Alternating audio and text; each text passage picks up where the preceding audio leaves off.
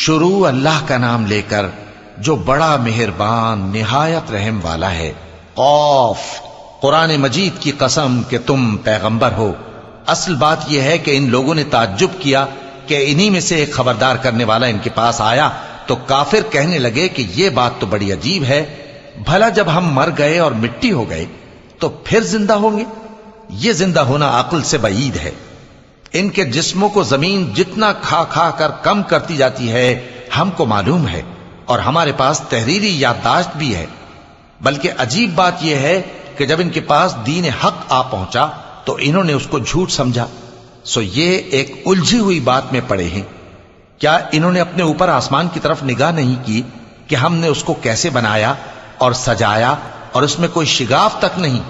اور زمین کو دیکھو، اسے ہم نے پھیلایا اور اس میں پہاڑ رکھ دیے اور اس میں ہر طرح کی خوشنما چیزیں اگائیں تاکہ رجوع لانے والے بندے ہدایت اور نصیحت حاصل کریں۔ اور ہم نے آسمان سے برکت والا پانی اتارا اور اس سے باغ اگائے اور کھیتی کا اناج اور لمبے لمبے کھجور کے درخت جن کا گابھا تہ بتہ ہوتا ہے، یہ سب کچھ بندوں کو روزی دینے کے لیے کیا ہے۔ اور اس پانی سے ہم نے مردہ زمین کو زندہ کیا، بس اسی طرح قیامت کے روز نکل پڑنا ہے۔ ان سے پہلے نوح کی قوم اور کنویں والے اور سمود والے لوگ جھٹلا چکے ہیں، اور عاد اور فرعون اور لوط کے بھائی اور بن کے رہنے والے اور تبا کی قوم، غرض ہر ایک نے پیغمبروں کو جھٹلایا تو ہماری دھمکی بھی پوری ہو کر رہی۔ تو کیا ہم پہلی بار پیدا کر کے تھک گئے؟ نہیں، بلکہ یہ اثر نو پیدا کرنے کے بارے میں شک میں پڑے ہوئے ہیں۔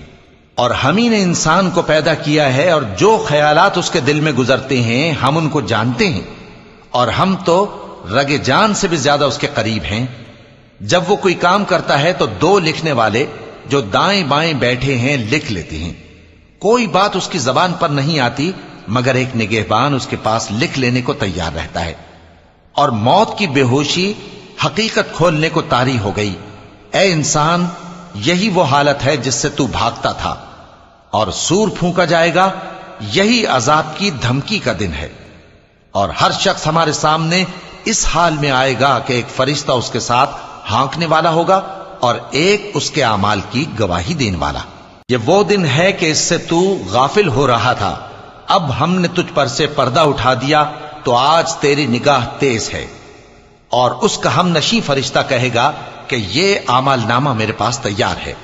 حکم ہوگا کہ ہر سرکش ناشکرے کو دوزخ میں ڈال دو، جو مال میں بخل کرنے والا، حد سے بڑھنے والا، شبہ نکالنے والا تھا، جس نے اللہ کے ساتھ اور معبود مقرر کر رکھے تھے، تو اس کو سخت عذاب میں ڈال دو۔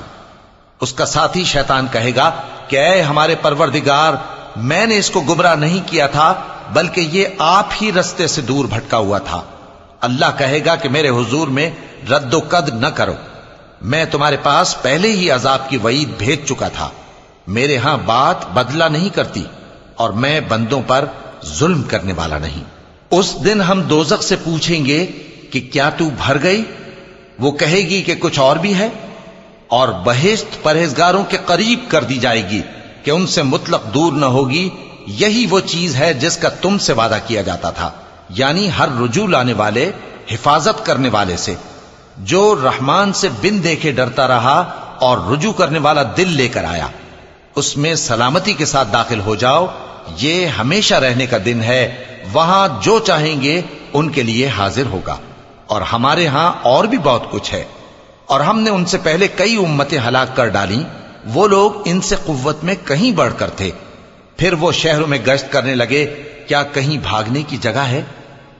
جو شخص دل آگاہ رکھتا ہے یا دل سے متوجہ ہو کر سنتا ہے، اس کے لیے اس میں نصیحت ہے۔